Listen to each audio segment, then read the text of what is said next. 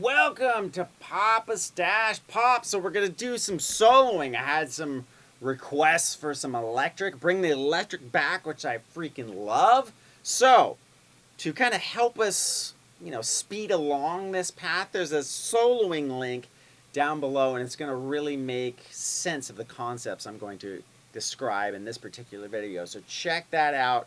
It's going to be like the prep course, the 101 course for what we're going to do. And then if you like this sort of thing, leave me some comments down below of the stuff that you want to see in this context, right? Some soloing and blues rock, southern rock. I've been listening to a lot of Blackberry Smoke, and it's been freaking awesome. I'm steeped in southern rock, so I'm ready to put it upon you to carry us all along in our soloing journey so we can all have the just awesome jam fest, whether you like country or southern rock or blues rock or any of that good stuff. We're going to start doing a little more of that here on PapastachePop. So let's zoom in for a closer look and check it out. All right, so if you haven't ever caught one of my soloing lessons before, check the link below, like I said before, and it's going to go over a lot of the concepts that I use, and it'll help this lesson make a lot more sense. Now, what I'm going to do is I'm going to work out of two different scales. Now, they're the same notes, they're just in a different spot on the fretboard, or the scales look the same, I should say. Different notes. But once you know a pentatonic position, it's just moving it around on the fretboard, and it follows those same shapes, just in a different spot of the neck. So what I do is I work out of a minor pentatonic. In this case, it's E minor, position 1. Right? You may be familiar with that. But what I do is I hyperimpose E major, which is down here. So if you're at minor, E minor, go down 3 frets, and you would be at E major.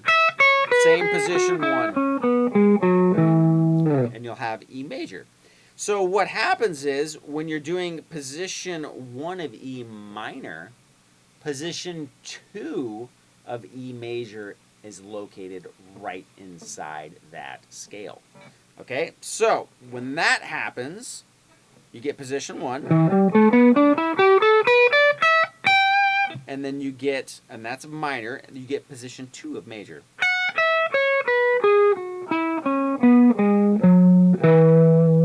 Inside it. Now, also inside position 1 of E minor, you have the E major chord.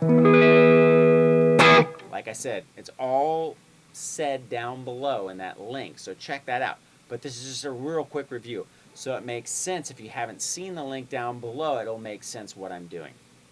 Okay, so now what we're going to do is we're going to take notes. And I started hearing stuff like this when I would listen to players like Gilmour and Hendrix and Stevie Ray Vaughan and Eddie Van Halen and all these guys. I'm like, okay, I get that there's a pentatonic scale, but there's notes that they're playing that aren't in my minor pentatonic scale. What are those notes? Eric Clapton too, and Angus, all these great players.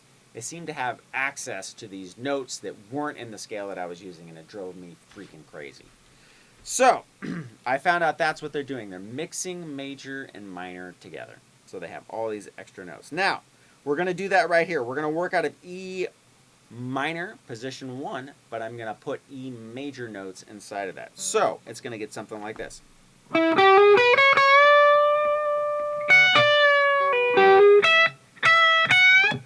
Okay, now what happened was I took an E minor scale and I basically put the E major chord inside of that. So what I did was I started here at the root, the E note, right? We got our E major scale or chord right here. So I'm going to borrow some of those notes. So what I did was I took out of the E minor scale. The first two notes are right out of the E minor. So it's 14, D, 12, G. And then I hammer on to the major third. That's the note that makes the chord a major chord. If it was right here, the note we hit previously, it would be a minor chord. This note makes it major. Okay, so I went. Now I'm going to go back to E. Both major and minor share this note. Now I'm going to go to the 14th. Now that is an E major position 2 note. So I got. So that's on the B string, 12 and 14. And I'm going to bend that up a half step. So it basically sounds like the 15th fret. Now I'm going to grab another note out of E major, which is the 14th fret E, and grab that note while this note is bent. So we got. And then I'm going to release the bend and pull off to the 12th fret. So we got. Now I'm going to go back to the major and minor third, and then skip over a string and catch the E note on the 12th fret of the high E string. And then I'm going to bend that 14th fret E up like I'm going to make it a whole step, but it doesn't need to get there, right? Because it's a real quick kind of hit and release.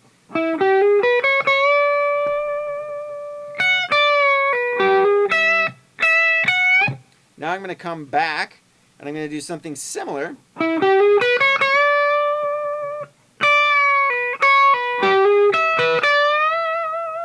And I'm going to pull it back into minor a little bit more. I'm going to come in the same way.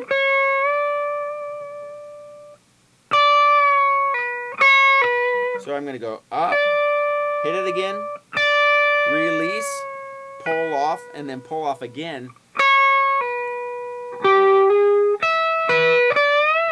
I'm going to go G, 12 to 13, skip down to the high E, 12, B, 12, and then I'm going to bend up the 15th fret of the B. Now that is an E minor note, basically, or out of the E minor scale, that 15th fret of the B, but I'm bending that note into an E major chord right there. This note is shared by both major and minor. Okay, so we got.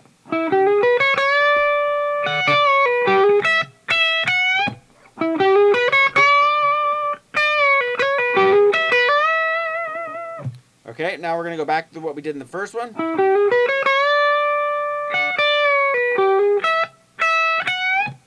And now we can go. Right, and then.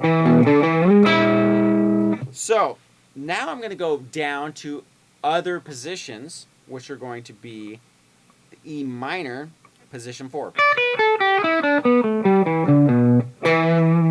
Okay, and I'm going to hyperimpose major notes again upon that scale. So we got. So I'm going to bend up the 10th fret B, pull off to the 8th fret, G9, B10, G9, and then hammer on B8 to 9. Now I'm going to go up and I'm going to slide from position 4 to position 3 in E minor. Okay, so I went 9 to 7 on the G.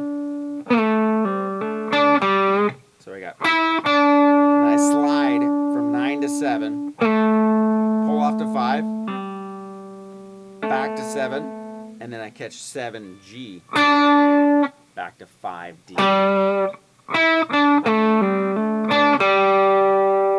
And then I'm going to go. So what I did there is I rolled my finger over on the 7th fret of the A to the E. Then I come back and I catch the D note on the A string, 5th fret, E note, and then I slide up to the 11th fret and then catch the root note or the E note right here on the G. So we're always coming back to the E note because we're basically soloing over something and be like.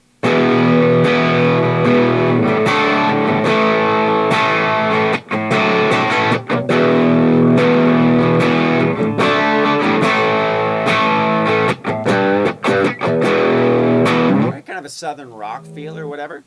So we want to keep resolving to that E. So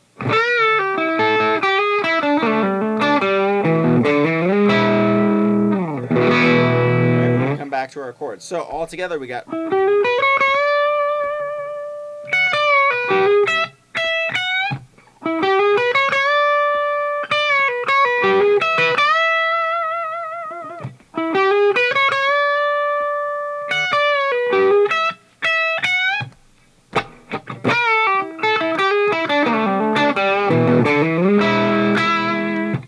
And then you basically would go into, you know, whatever, you're down with your solo or whatever. But what we're doing is we're taking the minor scale, which I think most of us are probably more familiar with than the major, and we're putting those major notes in there. So remember, if you are in position 1 of E minor, the position of major will be 1 degree up from that. So it would be, if you're in position 1 of E minor, position 2 of E major will be inside that. Okay, also look for those inversions of the chords, right? So our E minor scale, but we have our E major chord right there too, so you can target notes like that. Okay, you also have E's in different spots, right here, or down here. You got an E here. So you can look for all those notes.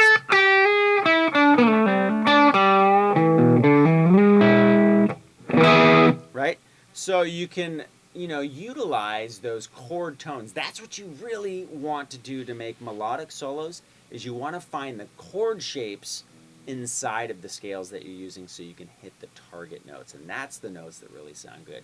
So check those out. Check the channel. Check Papa Stache 102. There's tons of stuff like this over there too. But if you're wanting to get into that new modern kind of country soloing, or just more, you know, sophisticated sounding blues soloing, check that stuff out. Check out Clapton, you know, Angus, Stevie Ray, Hendrix, Van Halen, all that stuff. Wicked. David Gilmour. Wicked, super awesome guitar stuff. So check it out. Yes! Way to go. If you're new, welcome. Avail yourself of all the videos. This one in particular, you know, kind of gets us into the soloing. There's other ones down below on the channel. On this particular channel, Papa Stache 102 over there has hundreds of this kind of stuff. There's different bands, all sorts of bands over there with long, extended solos and all that stuff. And then lessons like this one that we get really in-depth on this kind of thing. So check that out as well.